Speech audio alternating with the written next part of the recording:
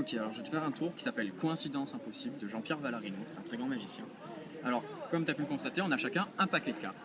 Ce que je veux que tu fasses, c'est que tu mélanges ton paquet. Et moi, je vais faire pareil, je vais mélanger mon paquet. De n'importe quelle manière. N'importe quelle manière.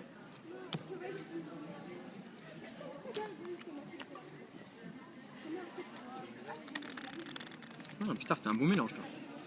Attends. Croupier. Ok, tu peux un peu mélanger autrement si t'as envie. Moi, c'est bon, j'ai fini. Moi, je t'avouerai, je suis un peu suspicieux là. Enfin, ouais, mais je suis un peu suspicieux. J'ai l'impression que t'as fait un peu n'importe quoi avec ton paquet. Et puis d'ailleurs, je pense que toi, tu penses que moi, j'ai fait quelque chose de très suspicieux avec moi. Logiquement, hein. Logiquement. Ce qu'on va faire, on va faire un truc super. Pour éviter toute suspicion, on va échanger nos jeux. Comme ça, au moins, maintenant, c'est réglé.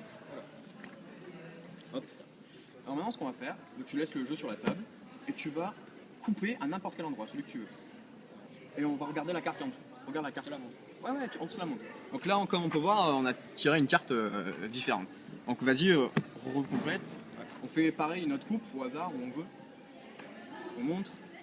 Bon, c'est dame de trèfle, 7 de pique, c'est toujours pas la même carte. Donc ce qu'on va faire, vas-y, repose. Maintenant, c'est qu'on va se mettre en connexion tous les deux. Et on va essayer de tirer cette fois-ci la même carte. Donc il faut qu'on se concentre, ok? Tous les deux, on sort chacun la même carte. Alors ouais, pour que tous les deux on essaie de sortir la même carte. Alors ce qu'on va faire, c'est que tu vas couper le paquet, tu vas poser à côté. On prend l'autre paquet et on va poser comme ça de travers dessus. Celui qu'on a enlevé ou celui, Celui qui reste. celui qui reste, on le met par-dessus. Ouais, et tu le changes comme ça, on sait où on a coupé. Donc, on a mélangé nos jeux. Ouais, on a échangé nos jeux.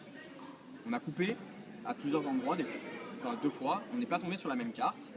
On s'est mis en relation et on a tiré une carte. D'accord? Donc, ce qu'on va faire, c'est qu'on va regarder la carte qu'on a tirée, mais tu ne la montres pas cette fois-ci. Genre comme ça. Dessous. Tu regardes. Et ensuite, tu complètes le jeu. Tu complètes, tu coupes. Ok. Complète ton jeu. Ah, pardon. Donc, je te rappelle, on a tiré 2 cartes, c'était pas les mêmes. On s'est mis en relation et on a tiré une carte.